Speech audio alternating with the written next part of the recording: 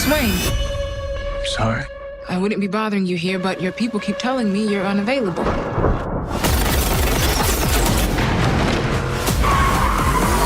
You know, you really could be doing more for this city. Your family has a history of philanthropy, but as far as I can tell, you're not doing anything.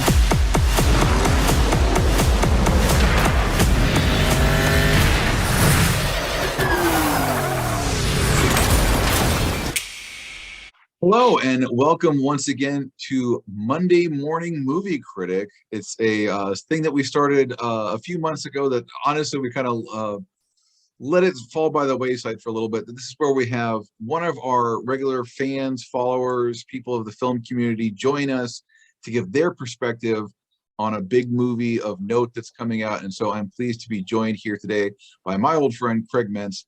Craig, good to have you. Hey, it's great to be here. Thanks for having me.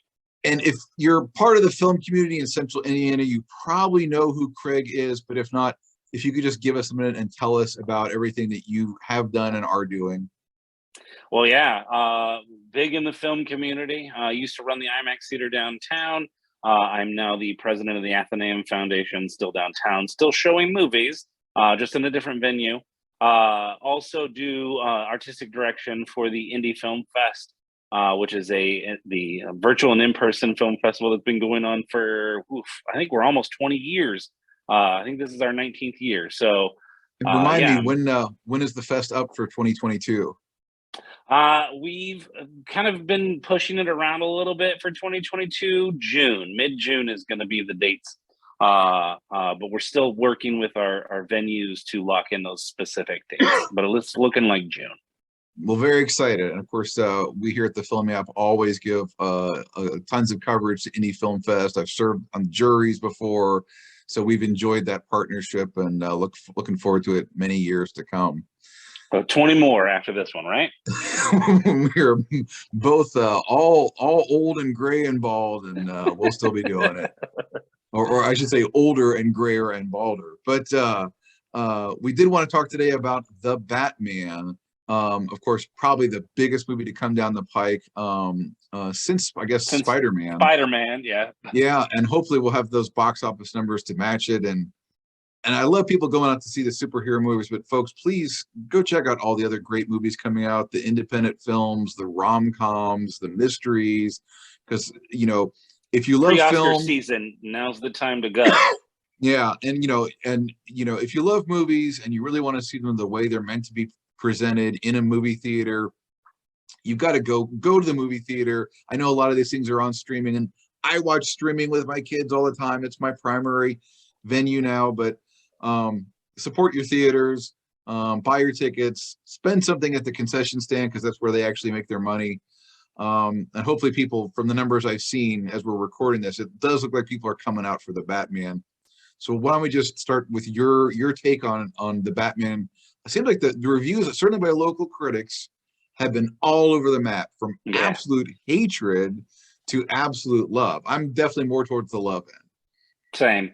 I really enjoyed the film, and in a way that I never expected I would, which I thought was very interesting. Like, you hear, the stories of kind of what the tone of this Batman is and kind of the style of the filmmaking. And it isn't until you watch it that you really understand it. And I think that's where it's so polarizing, is like, you either really love it or you really don't. I don't know if there's much of a middle ground on this one. Yeah, I'm trying to think what the objection is to those who have hated. I mean, obviously the running time, it is 3 hours long. It's long. And I've mentioned, I do think it's a little overlong. I think it kind of drags right around the 2 hour mark, but then picks up for a great finale. For sure. So, I mean, I can see that, but, I don't think it needs to go from 3 hours to an hour 45. I mean, I think probably like a 2 hour, 40 minute, some judicious trimming. If they can trim off about 15, 20 minutes, I think it would have hit a lot of people's top, film of the year, if I had to guess. Yeah. Yeah. So I'm trying to figure out, what their objection is. Is it the tone? Is it that I do think in a lot of ways it is consciously different from the other Batman iterations. I think that's it. I think people really like the old school Batman method of storytelling, and this is not the same. This is a noir movie. This is a detective's film. that just so happens to be Batman, is the lead detective on this. Yeah, and that's a great way. I've heard other people use that phrase. To me, it's in a lot of ways, it's very old-fashioned Batman, almost harkening back to like the early comic books. But in some ways also very new and fresh. Robert Pattinson and their take on the Batman character, the Bruce Wayne character, I've heard him described dismissively as emo Batman. And I realize when they say that they mean it as an insult, but I think it's actually accurate, and I don't think a negative thing. I mean, he's a very internalized character. He does not have a lot of talking. I think of like some of the scenes where like he's in there surrounded by policemen who are in some ways hostile or indifferent to him, and he doesn't even speak. He doesn't even say anything.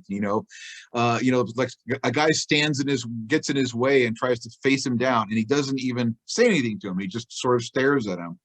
So he's a very internalized Bruce Wayne character. He's really inside his own head. And there's none of the humor. I mean, people have said there's some humor in the movie, but there's none of the classic Batman movie humors of punching somebody and then making a quip and that kind of thing. So to me, like I'm not wearing hockey pants and stuff like that. Like just those little jabs. There is some humor in it, but it's few and far between, and it's usually not him delivering those funny lines, it's somebody else. Yeah, exactly. I mean, he's almost sort of the straight man to the film. Another thing I like, again, other people may not have, is it's really not super reliant on the bat technology. I mean, obviously he's got his gadgets, but it's pretty contained to his costume.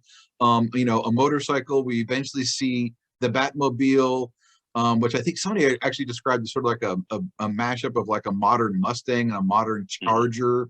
But it's probably one of my favorite Batmobiles. Next to the Tumbler, I think it's like my favorite. And you never get a really clear shot of it, like visual. Like, I mean, it's kind of always dark, lights reflecting off of it. You get a really good sense of it, like its power, and it's very, growly and muscle car look to it, as opposed to very sleek, modern, it's Apple iPod looking. It looks like something some people don't like that, but I did. And also very interesting about the supporting characters, the villains, or people that are, like Catwoman. She's on a line of, is she a villain? Is she an ally? Even the Penguin character, which I admit I remember reading a long time ago that Colin Farrell was in the movie, but I disconnected it from him being the Penguin, just because there's never a moment where he's like, I'm the Penguin. You just sort of figure out that this character is like, oh, okay, that's the guy who people start referring to as the Penguin. And of course, obviously, the Riddler, a really terrifying version of the Riddler. It's sort of, people refer to it as, again, they say it dismissively, but I think it's in some ways a compliment. It's like you took like the killer from the movie Seven and made him the Riddler from Batman. But yeah, just an absolutely horrifying, chilling character. Yeah, agreed. Paul Dano's his rendition of the Riddler was chilling. I mean, it was bone chilling, especially towards the end. When he gets unmasked, he's even scarier without his mask on, in my opinion. Just the way that he kind of presents himself and his his dialect and his conversations that he has, it's terrifying. Yeah. Well, where are you? Obviously, we're both guys that are a little far down the road in years, so we've seen different versions of the Batman and other superheroes come and go. What's your take on the whole superhero genre? I know a lot of people, like our good friend Lou Harry. He is very much tired of superhero movies. And I've heard that from a few people. Speaking for myself, I mean, it seems like every time they're like, particularly when we're rebooting characters like Spider-Man, the third iteration of Spider-Man, I think this is the fourth of Batman in the last 30 years. I can see why people would have fatigue, but every time I feel like I'm going to join the fatigue group, I see the movie and I see the new version, and it's like I fall in love all over again. I mean, I grew up with all of these comics, like X-Men, Batman, Superman, Spider-Man. So, like, I love the storytelling mechanisms and the way that comics invent the character, decade after decade, when it's time to to do something different. They reimagine those characters. Movies are kind of doing the same thing. Like, I think there's plenty of place for, emo Batman here, because it's more of a detective style. He writes journals, which I think is fantastic, and that generates his internal monologue. His year 2 Batman. It's pretty amazing. Yeah. And I'm the same way. Like, I take each of these superhero movies and franchises kind of with a grain of salt. But inevitably, I always end up kind of latching onto them and saying, this is a really neat take on the character that the last few iterations maybe didn't touch on. Yeah. See, I think for me, I got tired of characters when it does seems to be more about sustaining the franchise, and it's more about the gadgets, and it's like, who's the villain or villains. In this iteration. Like, I remember, by the 3rd and 4th Batman movies, the ones in the 90s, that then I was like, okay, this has kind of gotten tired. But then we sort of have this exciting thing. We had the Christopher Nolan Batmans. We had briefly the sort of Justice League Batman with Ben Affleck, and now this version, and they really stand apart for me from each other. I don't really, I mean, obviously they're connected. There's a lot of connective tissue, but I don't find myself being, I look at the Robert Pattinson Batman, and he's so different from the Christopher Nolan Batman, from the Michael Keaton, Tim Burton Batman, that I don't experience that fatigue. To me, it's like I'm rediscovering the character. Yeah, for sure. It's like the multiverse logic and thought process. It's like you're just looking at different styles of Batman, or different stories, or him as a storyteller, so to speak. Yeah. Another thing, and you referenced it directly. I like the fact that we did not start over from the beginning with Batman, with like the origin story. There's no origin stories, which I think that's great in a lot of these reimagining of these characters. Spider-Man was kind of the same way. We didn't see Uncle Ben. They didn't hardly ever talk about Uncle Ben. I don't know if Uncle Ben even was a thing in, Tom Holland's Spider-Man. But, in this, like, it's just assumed. We know the story as to how he becomes Batman. So much so that they even start to talk about, like, some of these other characters that potentially could have caused the death of his parents without even, setting them up, so to speak. He just kind of dives right into that conversation. So I think that helps too, when they don't have to try to reinvent the wheel. They assume the audience knows what it is that they're talking about, and they run with it. Yeah, and I think you referenced directly, you said it's year 2 Batman, referring to some graphic novels where it's actually like year 1, year 2. Gosh, even those must be 30 years old or close to it now. But yeah, it's very much the sense of he's been around long enough that people know who he is. Everyone's familiar. They have the bat signal, Lieutenant Gordon. It's like all those pieces are already in place, and we don't feel like we have to just start over from the beginning. I think that was a very, very wise storytelling choice. Well, I think that plays into the technology side of thing too. Like, he's in his 2nd year of being this masked vigilante. He's still trying to figure himself out, who he is. And I think that's a big plot, storyline in the movie, is like, by the end, was he doing it wrong? Like, has he created more of a problem than he's solved? And I dig that. Like, he's imperfect. Batman has always been imperfect. So to see this character taken in this direction, I thought was fantastic. Yeah. Well, any other thoughts on the Batman, or the public reaction to him, or thoughts about, are they going to do a sequel to this movie? You sort of figure, but maybe we'll see. Are they going to do like a trilogy like Christopher Nolan did? I'm curious. Well, they've already said that they're going to do an HBO spinoff series for the Penguin. And then I think recently, since the movie came out, they said they're going to do an Arkham Asylum series on HBO Max as well, in this universe of this Batman. So I have to imagine that there will be more of them. I also, I know a lot of people that were so on it in the first screening, but have gone back to see it in a second and have liked it a lot more. I feel like this is one of the movies that, it'll hit big. I think it'll be obviously the biggest film of this weekend, and probably for the next few weekends. But I think it'll really slap when it hits like VOD or HBO Max.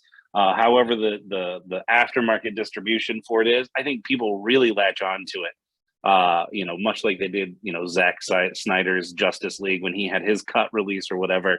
I think people are really gonna take it at that point. So I really do think there will be one, if not 2 more sequels to this version of Batman. And honestly, I'll take it. Like, I enjoyed it so much. They've got a big world of characters, some of which they tease, some of which they don't, but they're coming. that would be really neat to revisit in this version, Yeah. in this universe for Batman. Yeah, and I think there's this real, at least I have this sense now that maybe I didn't have when these movies were first coming out like 30 years ago, where they're very consciously thinking about the life cycle of the character. It's almost like they're trying to protect the enigma and the aura of Batman or Spider-Man, understanding we can't just repeat what was been done before. So it's almost like these characters and these franchises are being much more carefully curated now, and I think that's what makes them sustainable, and why we can have 3, 4, 5 different versions or generations of a character, and it still can be fresh. And plus, like I said, there are 18, 19-year-olds who for them this is their Batman. I mean, they were just kids when the Nolan Batman movies were coming out, and maybe weren't old enough to even watch them. And maybe they've seen them now, on video. But for them, this is their generation's Batman. Yeah, I mean, you can see it in the casting, you can see it in the story and the tone of the movie itself. Like it's a different generation's Batman, and I'm on board.